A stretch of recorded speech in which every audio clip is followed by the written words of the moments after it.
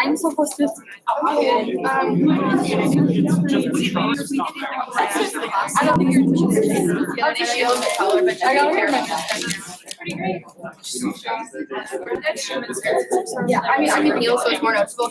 Oh my gosh, I was on my membership and I served in the DR. We're so big at that.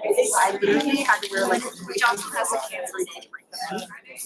It was a mess, and I'm so sweaty. Other than that, we're having bloody impacts, which is what I did happen.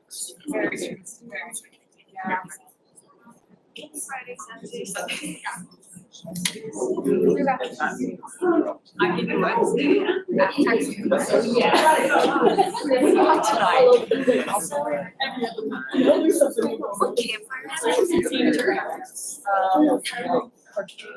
wish I did not say that.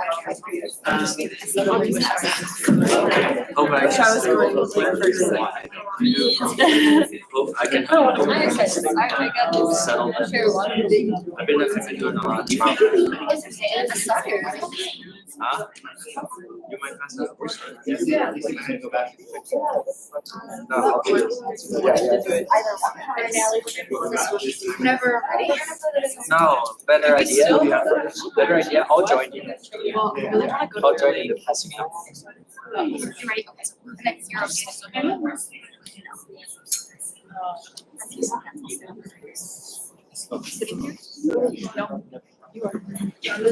was like Friday's class, you guys. we didn't have class No, I know, but I mean substitute like a video class, hologram, recorded message. He said he was going to his last week's Arcadia. He didn't do it. Don't worry. Thanks. Welcome to Professional Presentations TED Talks. Thank you all for being here. We'd also like to extend our thanks to the AV team, the BYU-I events team, Brother Hackey, and our event planners. Our speakers for today are Chirstian, Chloe, Kira, and Joe. Here at BYU-I, we have the privilege of starting our meetings with a prayer, which will be offered by Chair Austin. Following the prayer, our speakers will begin. Again, thank you for being here, and please enjoy.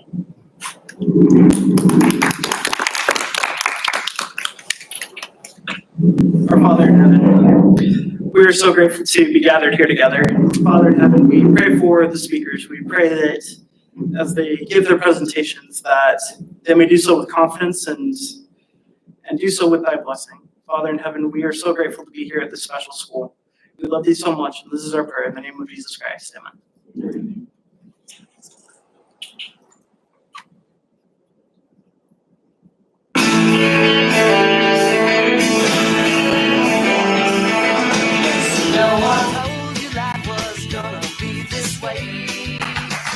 Job's a joke, you broke, your love life's the old way. It's like you're always stuck in second gear. When it hasn't been your day, week, your month, even your year. But I'll be there for you. When the rain starts to pour, I'll be there for you. I've been there before. I'll be there for you. So there for you.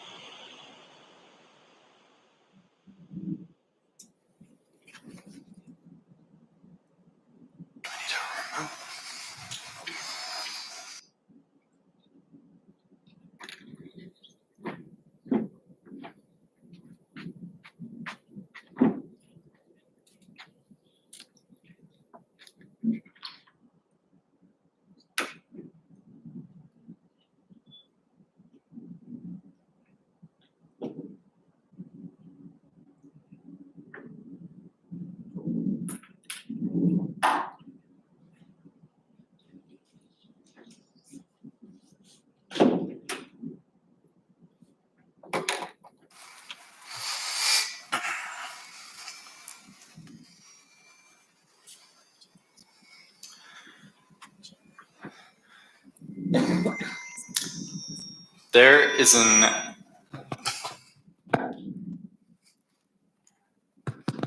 testing, good. Cool.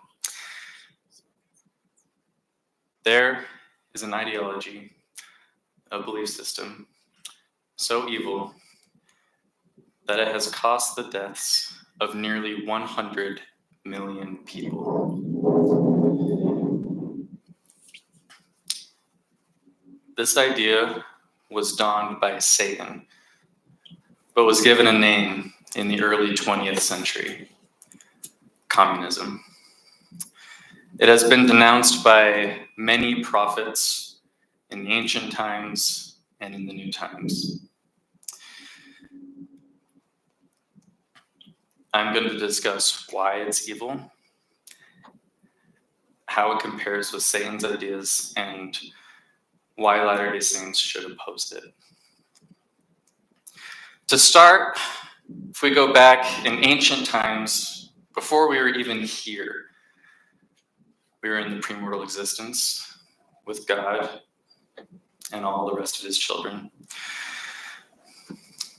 During this time, Satan presented a plan, even though it wasn't up for debate on who it was going to go to. He said in the book of Moses, "I will redeem all mankind, that not one soul should be lost. Wherefore give me thine honor." What he meant there was that he wanted to force every single person to follow commandments so that everyone would return back to God's presence. But he wanted all the glory. He wanted to take away the principle of agency, the choice for us whether or not to choose between good and evil. Essentially, what he wanted was an equality of outcome. No matter what you did, the outcome would be the same as everyone else's. In contrast to what Christ taught and what God's plan was, he presented us a plan centered on the idea of our own agency. There would still be commandments, but we would be given a choice whether or not to follow Christ. The idea of that would be, yeah, not everyone's going to come back, but the principle is good because we're able to choose for ourselves the good from the evil. It is an equality of opportunity. That is the key difference between the two plans. Now, Satan's plan came into very big fruition in the world during the 20th century. We started with our center guy named Karl Marx. He wrote what is called the Communist Manifesto. He said, "Religion is the opium of the people."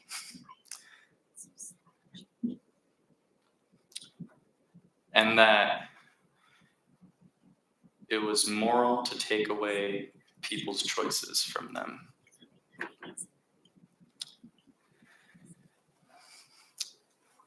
The man on the left, Vladimir Lenin, put forth the Russian Revolution and actually put forth Karl Marx's ideas into fruition in Russia, which was later taken over by Joseph Stalin in the 1920s. The man on the right, Mao Zedong, was the leader of China during the 1950s and also implemented Marx's ideas into their country. The basic idea of communism is that the government controls all goods and services and distributes everything equally among the people, forcefully. Now, you don't get a say in what you own, what you can do, or the way charity works. It's all up to the government. The state becomes God. Essentially, what Karl Marx was doing was making the government in his own image, as you can say. In the New Testament, Christ said, "By their fruits ye shall know them." Well, what are the fruits of these ideologies? During Stalin's rule, he perpetrated the death of nearly 20 million people, twice as much as Hitler would do. This is because he took away everyone's right to own property, to grow their own food,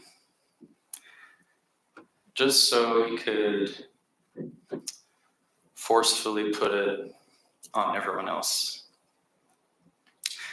This caused major poverty and human suffering on a scale that sometimes can't even be imagined.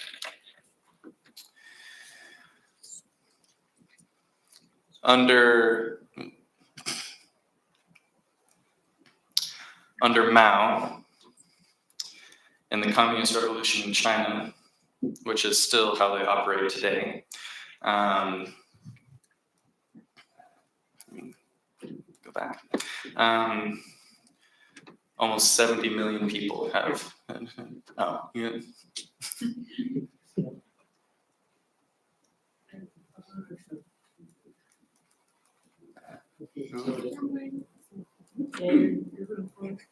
Yeah, you want to go back.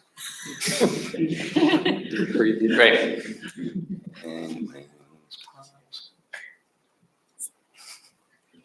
Cool. Okay. Under their rule, his rule, over 70 million people have died. And that's the way they still operate today, unfortunately.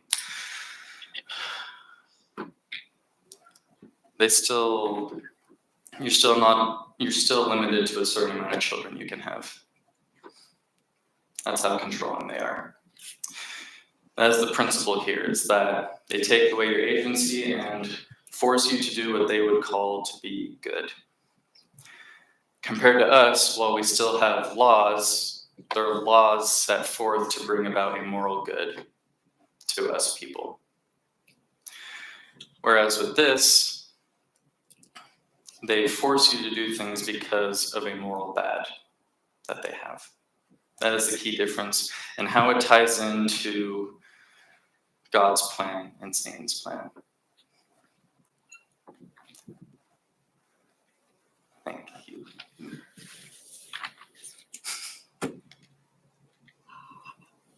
Cool. Okay. Two prophets were especially adamant about this, especially during the Cold War. The prophet, David O. McKay, said, "Communism is the greatest satanical threat to peace, prosperity, and the spread of God's work among men that exists on the face of the earth." And the next prophet, President Ezra Taft Benson, said, "Communism is Satan's counterfeit of the gospel plan." It is completely contradictory to the system that God implemented, and it's completely contradictory to the system we have in our country today.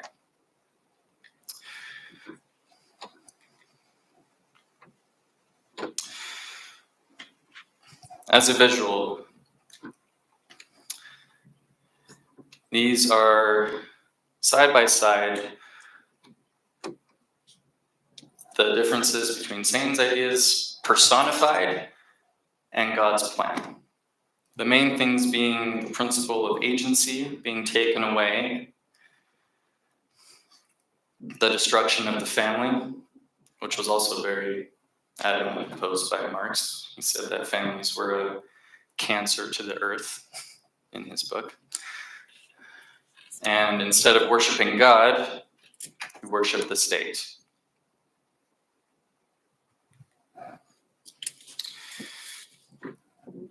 Like I said, Latter-day Saints should oppose this vigorously because it is completely contradictory to God's plan and the words of the prophets. And it has caused much suffering among God's children.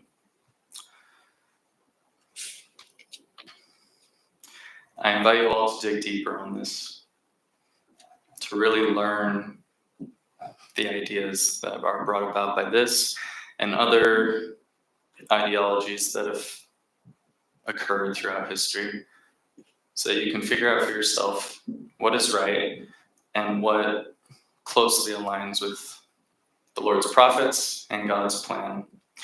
That way you'll be able to be further implemented in truth, so that you'll be able to defend it in a much better way. Thank you.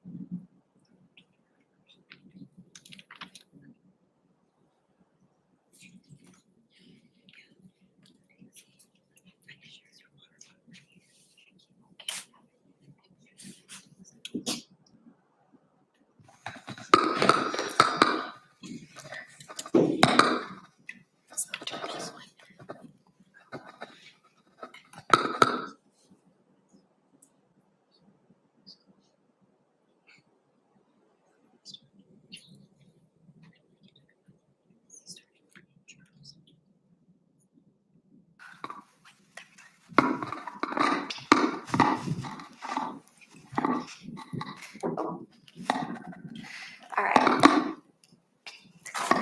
Have you ever been told that you're too excited? Maybe you're too passionate. Maybe you're too loud, or just that you're too much? I know that I have.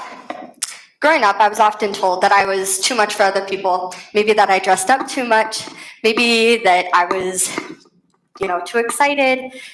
And maybe that I was doing too much, or that I was being too much for other people. But what do people really think too much is? Let's talk about some of the misconceptions that come with too much. The first misconception is that being too much is a flaw. Really, when people say that you're too much, it's just their own perception or discomfort. It doesn't mean that there's anything wrong with you or wrong with being too much. The second misconception is that confidence equals pride. That just isn't true. True confidence comes in humility. We're going to come back to that in a minute. There's nothing wrong with being too much. And you don't have to give up being too much to be humble.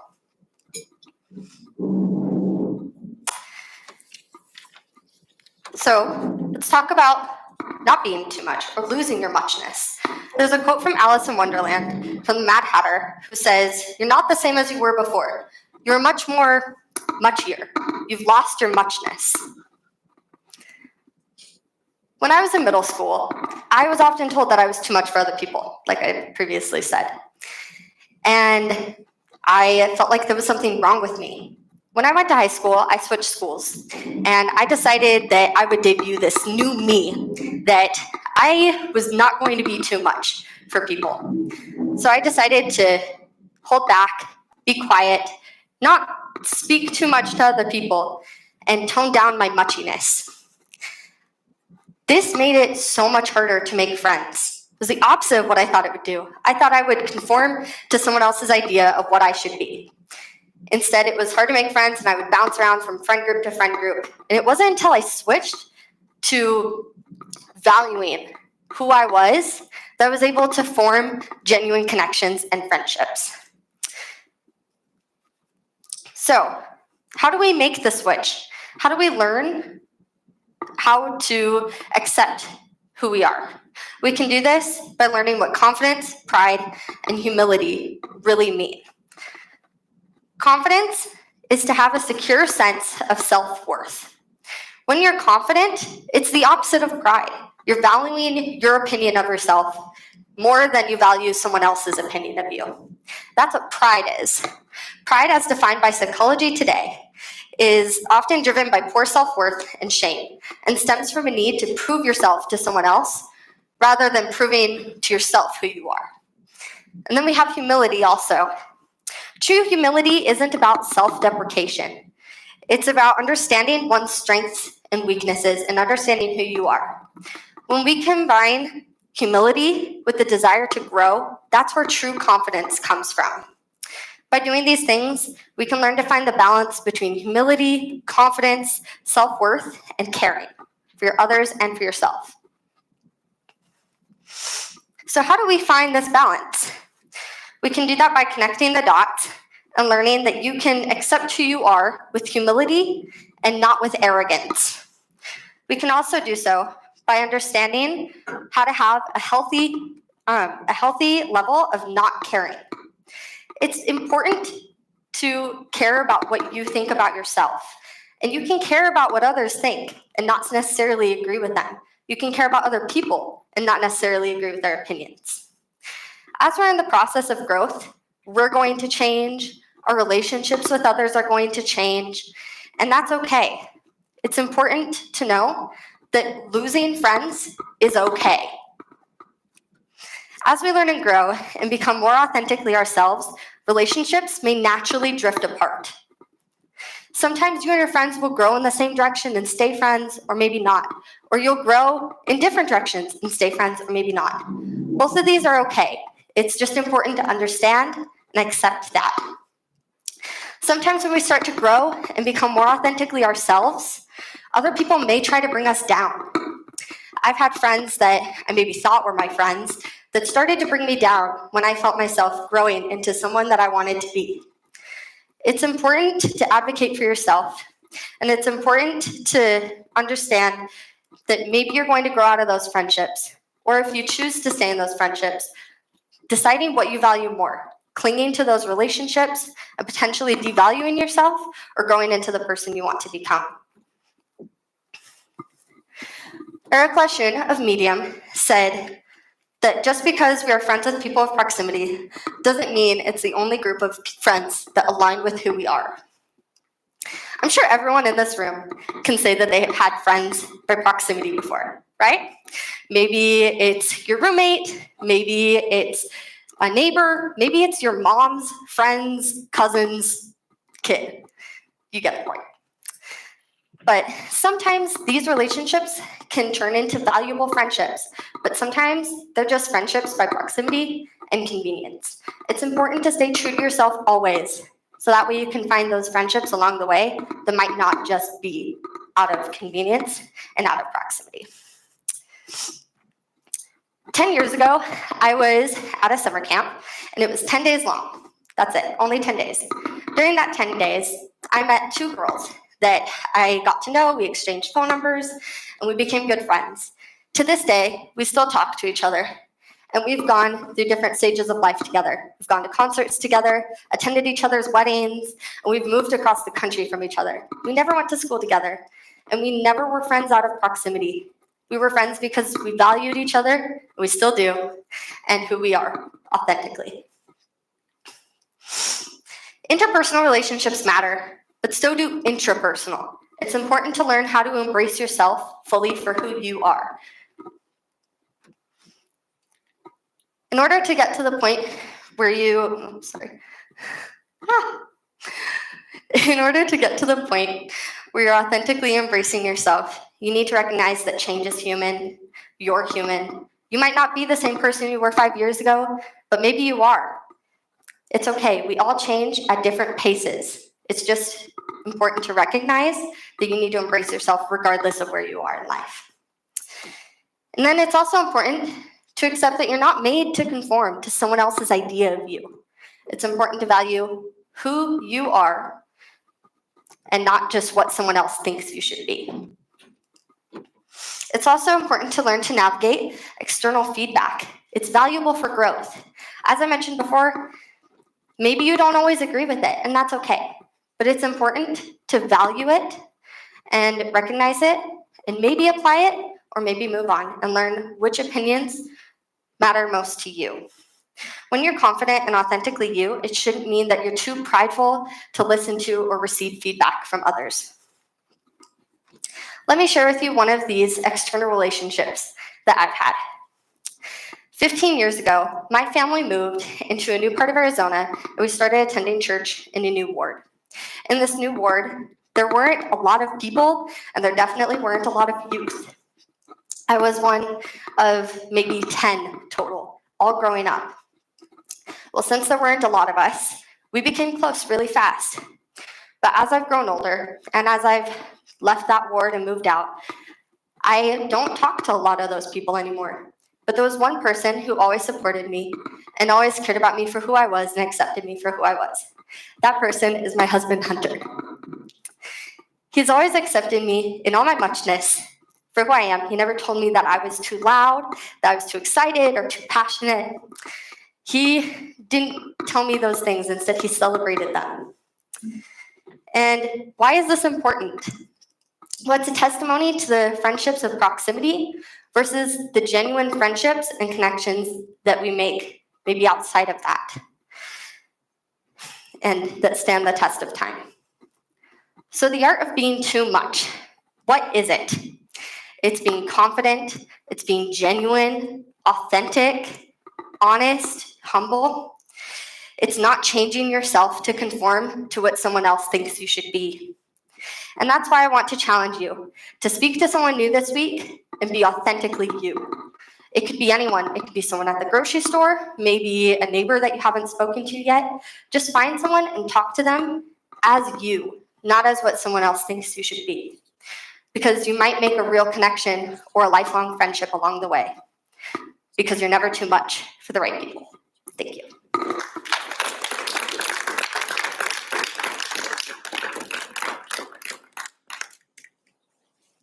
All right, we're going to have a quick intermission to enjoy some refreshments that we have in that back corner. We will reconvene in about 5 minutes. Thank you.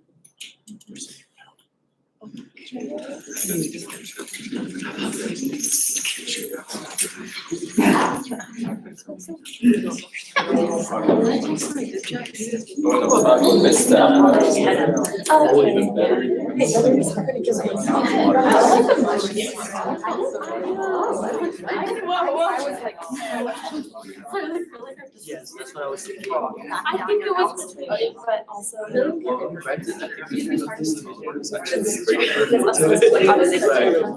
Okay, I got some.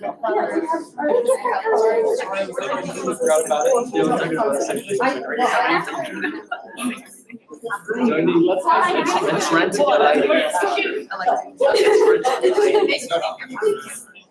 We should stay after. Halfway through that, I practice myself hiding it. I mean, it's coming out like this so far.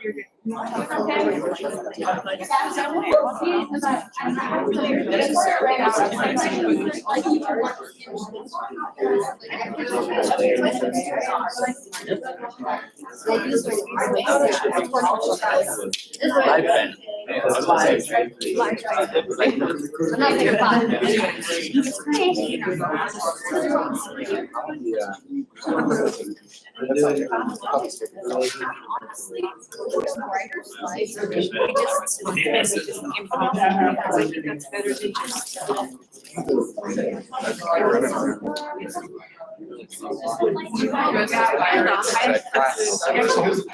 Can you please wear it?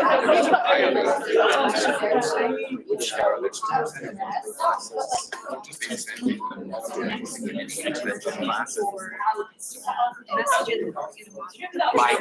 chose Ryrie. So I went, Okay, so I just forgot I have my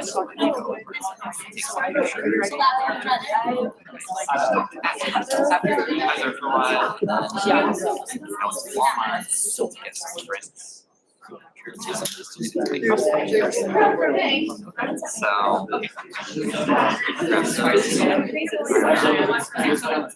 Stick with Friday night then.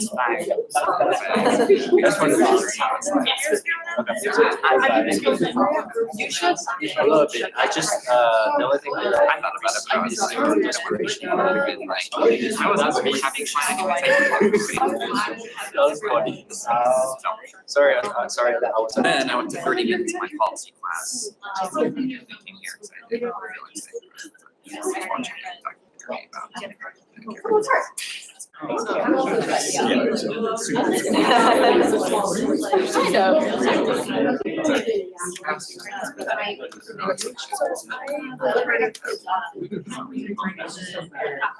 was gonna do it, but I wanted to.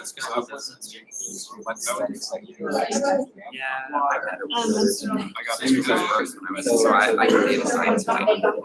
And so No, I'd be like, So, like, for example, data is like, right, sociology class, and I also take class.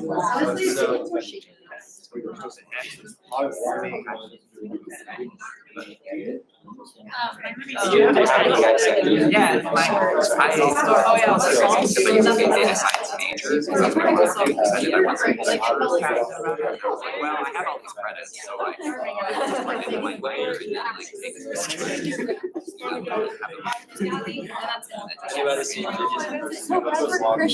Yeah, that's just social work. Vastly different. I love it.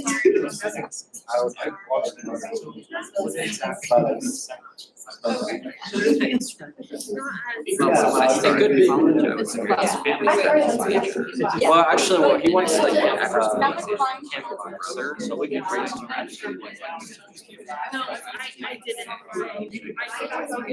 So I really did data science for a while. And then when I got okay, I said, well, I was like, well,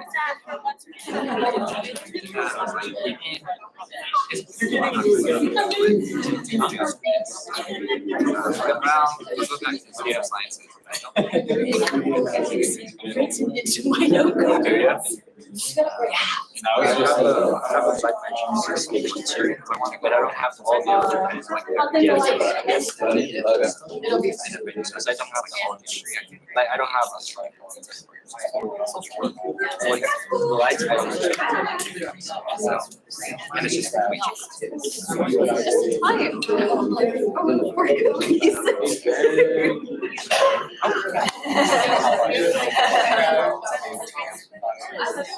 my jobs are not so well.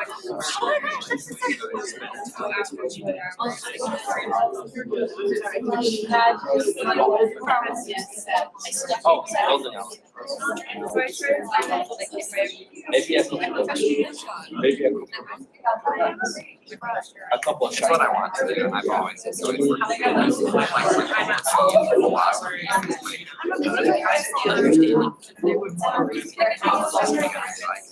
Good,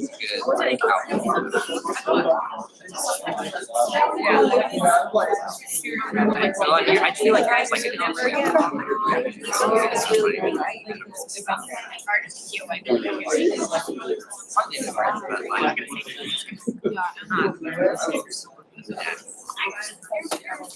I don't think people don't do that. Yeah.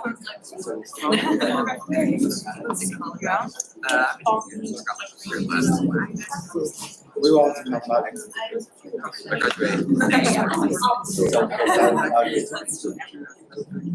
I graduated.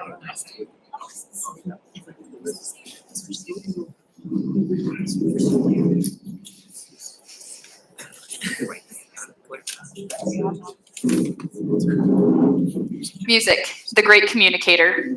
Instruments that take years to master can change a musician's brain, which gives us the phenomenal masters that we have today. Have you ever wondered how a musician's brain changes or even works? Me too. Specifically, the brain of a drummer. Even though I'll be talking about drumming today, you can apply this to any sort of skills you're learning, music, or literally anything. According to a study posted by ucf.edu, we are all born with more neurons than we actually need. Typically, by the age of 8, our brains do a major neuron dump, dumping any neurons that are perceived as unnecessary. It's easier to teach younger kids language and music because of this reason. In drumming, we use our hands and our feet and our eyes, which is a lot of things going on for our brain.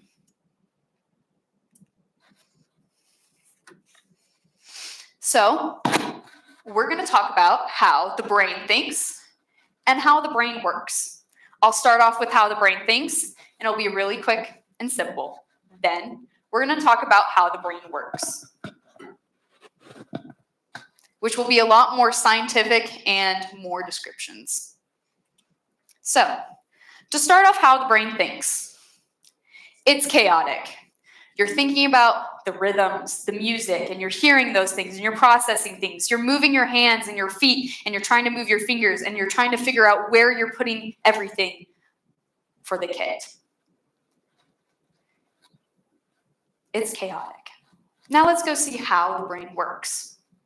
AndreaPanocchini.com says that neuroplasticity is our brain's superpower. The ability to rewrite itself by forming new neural connections as you practice. When you practice drumming exercises to develop independence, your brain strengthens the neural pathways that control these movements. Basically, practice makes progress and efficiency. This leads us on in how our brain controls our body through our spinal cord. Our spine here protects our spinal cord, which controls our nervous system, which gives us the impulses to move and to feel. When we damage our spinal cord, we may lose feeling to our limbs, but we also may lose the ability to move them in the first place. Now, I'd like you to join me in an activity. We're going to take our hands, and we're going to start with our right hand. And actually, we're going to start with our right foot. Let's start with our right foot. And we're going to tap 4 beats. So 1, 2, 3, 4. Now we're going to take our right hand, and we're going to do 8 notes. So 1 and 2 and 3 and 4 and 1 and 2 and 3 and 4 and. Okay, now we're going to add our right foot on 2 and 4. So it's 1 and 2 and 3 and 4 and 1 and 2 and 3 and 4 and.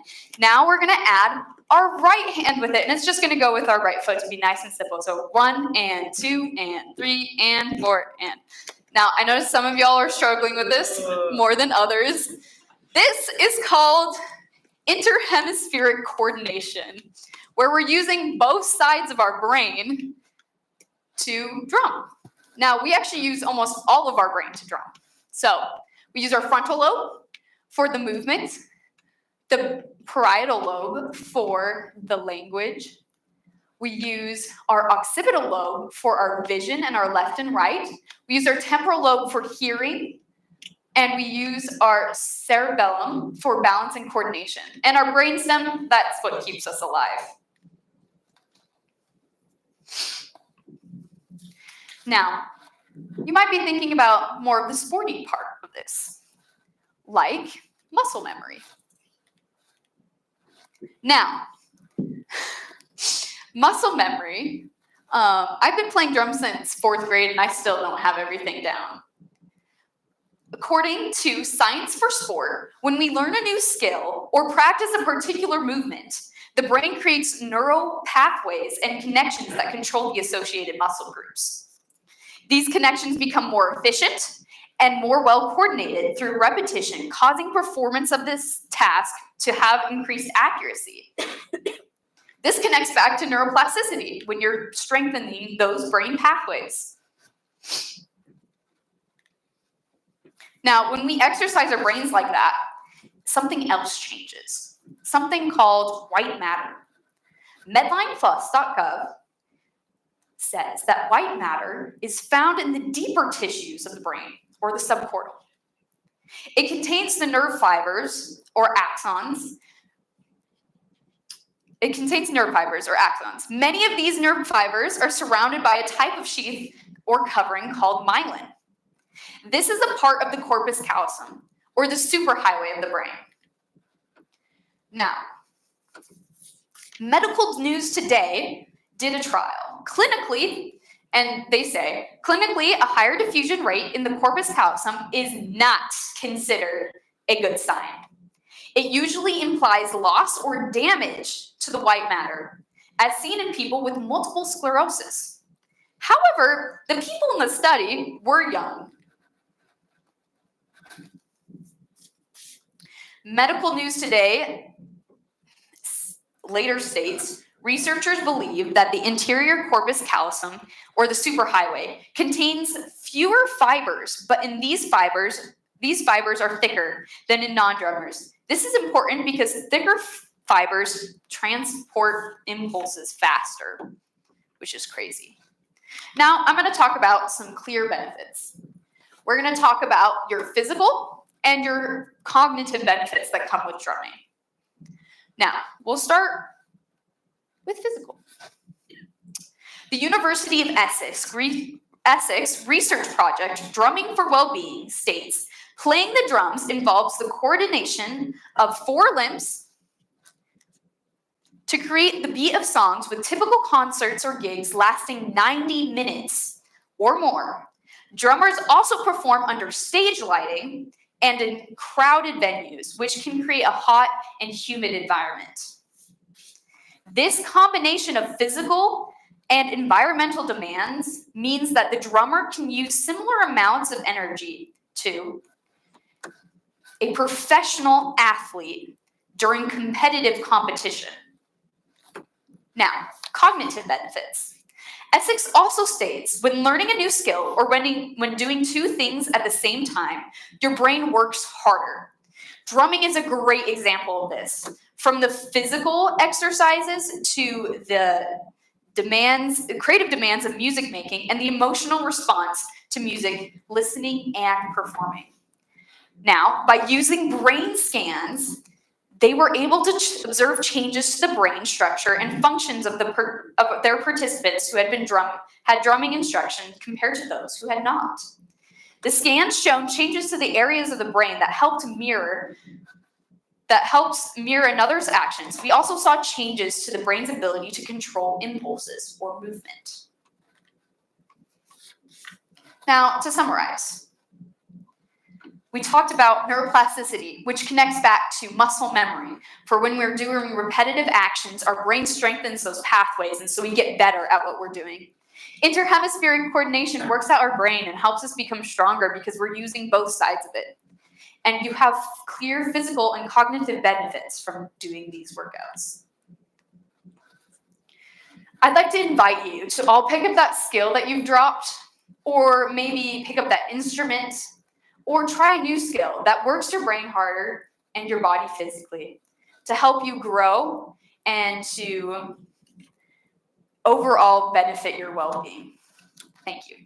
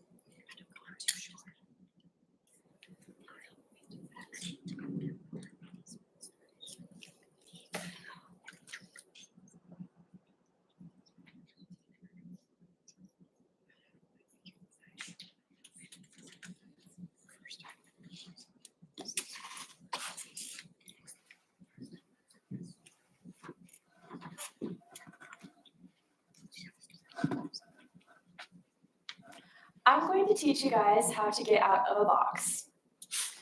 I get claustrophobic. I do not like small spaces. One time when I was traveling, I was going to see some historical spot, there we go, which included a tunnel. It was very narrow. I wasn't excited to go in there. Additionally, I hate the wait getting off of airplanes. You guys might know the feeling when you're kind of in the middle of the airplane and the pilot's like, okay, ready, you can stand up and slowly get off the airplane. And then the line is moving so slow because everyone has to get their luggage, and I'm just standing there thinking, oh, I'm going to be here for a while. It's a little crowded. I'm going to tell you guys about a time that I was mentally claustrophobic because I was stuck in a box. A few semesters ago, I was rooming with a very good friend of mine who I'm still very good friends with to this day. And towards the middle of the semester, as semester had a bit of a tiff, I had perceived that she had said some things that kind of offended me. I felt that they were a little harsh.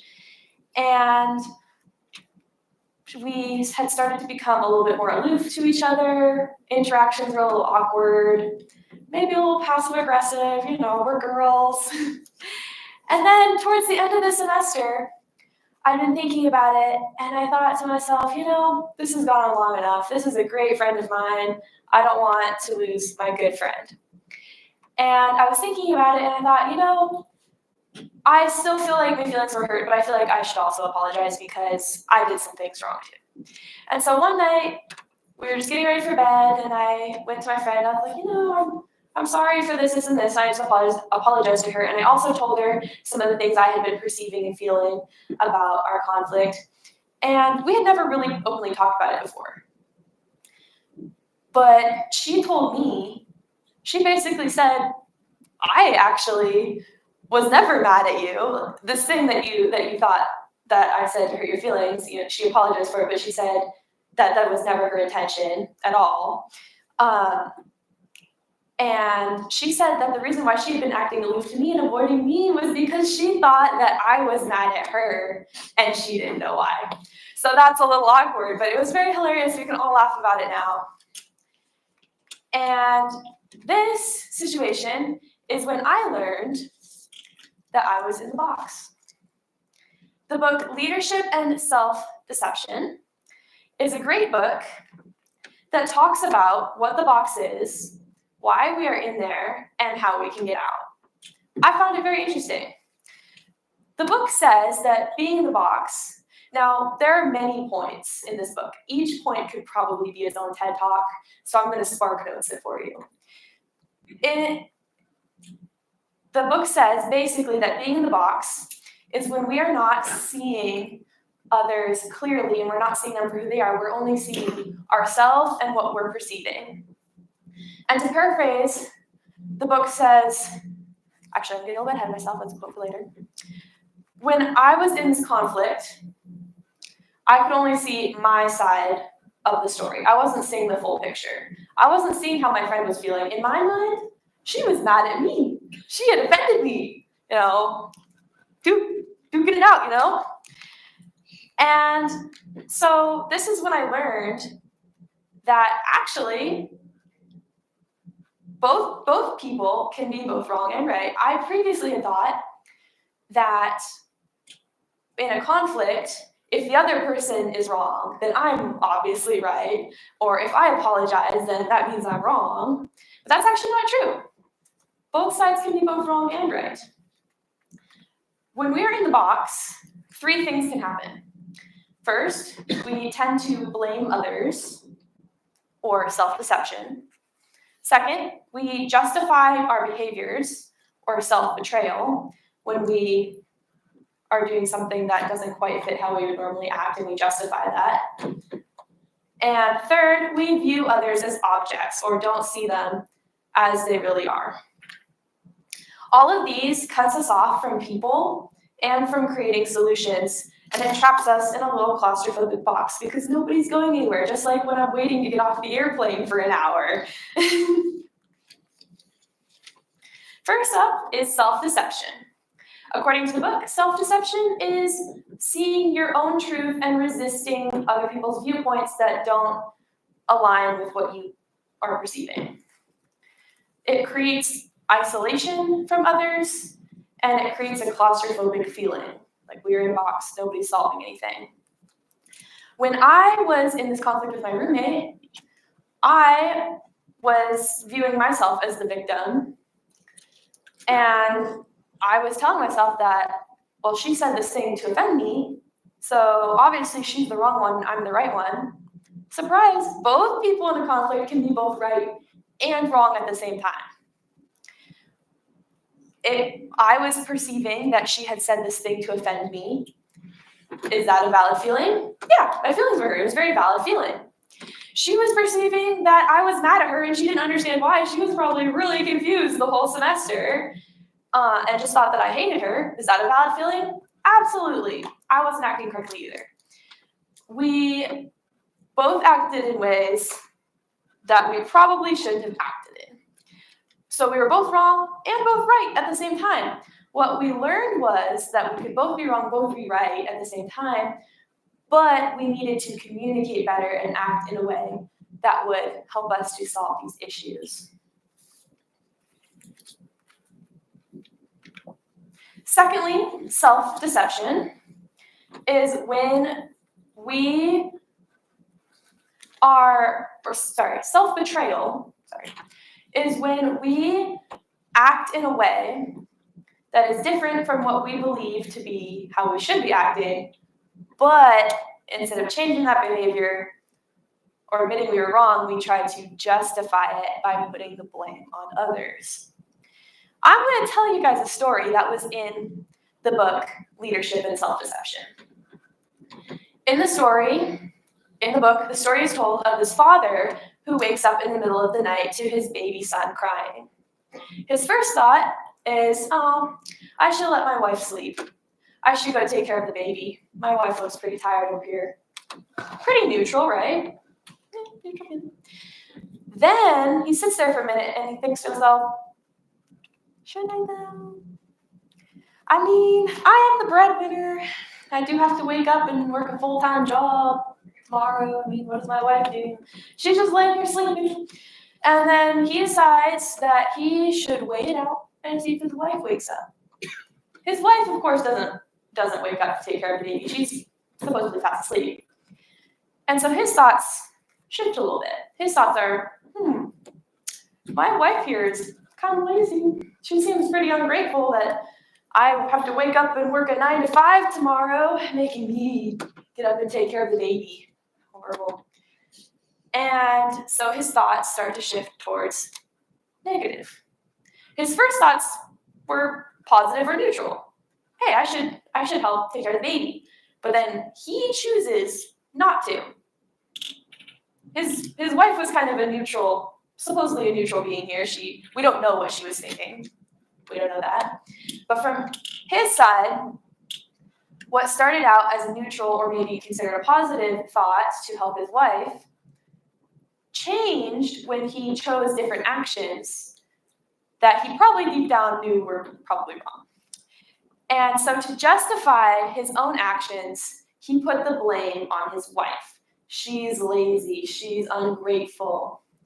So I want you guys to think of a time when maybe you acted in a way that was a little bit different than you probably should have. Maybe you knew this, but you justified it by putting the blame on someone else. Now, in my situation with my friend, I probably did this. I probably thought, oh, she said this thing to offend me. I should ignore her. I should never talk to her. I should, act aloof and cold. Was that the right action? Probably not. But I justified that by saying, well, but she was being mean. She was being mean. So did that solve any problems? No. Third, viewing others as objects. When we view others as objects, we are not viewing them as another person. We're viewing them as maybe a tool to get what we want, someone that's there to be convenient, or When we're having a bad day, we could view them as the person that's doing something annoying to us. I would say this is probably the biggest example of when I tend to think of someone else as an object. On accident, I don't intentionally want to think of people as objects, but we all do sometimes because we're human. But if I'm having a pretty bad day where I'm tired and grouchy and I just want to go home and be in my own little world, I'm not thinking of this other person as a person with their own life, needs, and desires. I might be thinking of them as the annoying thing that they're doing to me. It's probably really not that annoying. When we view others as objects, that never really helps contention. In fact, if you think about it, that's how a lot of people are treated during like the biggest conflicts, wars. We view people as objects in wars, or we view them as not another person. We're viewing them as this collective ideology or culture that we don't like. We can do this on a micro level too. When we are not seeing someone else as another human being, we're seeing them as someone annoying, like, oh, gotta avoid that guy. He's gonna talk to me too long. Or, oh, that person, they never do their task at work, so I have to do it for them. And then we view them as that, and not another person with their own needs, wants, desires like we have. And when we can view another person as having needs, wants, and desires like we do, it's a lot easier to solve conflict because that's where we can find middle ground. Or we can build empathy for that person. When I'm having a conflict with a roommate, I have to work a little bit harder sometimes to see things from their perspective. Like, I really want to need this, but how are they feeling? How is it from their side? And so, to conclude, to get out of the box, it's pretty simple. It's just as simple as stepping out of the box, but it does take a lot of work and consistency. First, you need to see things from other people's perspective and ask yourself, how is this person maybe feeling right now? What's their side of the conflict? I'm seeing my side, but maybe I'm not looking at the whole picture. Second, you can ask yourself, what am I doing or not doing that I'm justifying by villainizing this other person? Maybe you're making them out to be a bigger villain than they are because you want to justify your own negative actions. And third, view other people as people. It takes a little bit of work sometimes, but by doing these first steps, it also adds to the third step. By seeing other people's perspective and viewing them as another person with desires and needs and wants that are just as important as your own. And so with that being said, I invite all of you this week to think about one person that you might struggle to understand, that you might not get along with, that you might even think hates you for some reason. And think about their perspective and what they might be thinking or dealing with in their life, and try to view the whole picture. And that is how we can get out of the claustrophobic box that we sometimes find ourselves in. Thank you.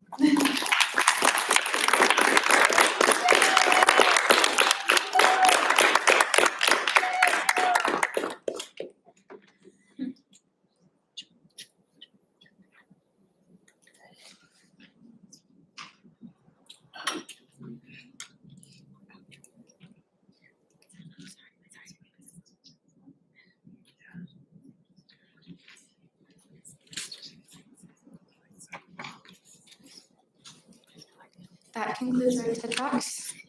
Let's give our speakers one more round of applause.